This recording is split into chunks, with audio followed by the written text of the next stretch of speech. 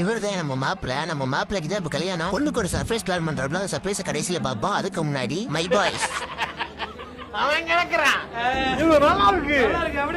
இளைஞர்கள் கல்லூரி படிக்கும் வயதில் கஷ்டப்பட்டு கொண்டிருக்கிறார்கள்.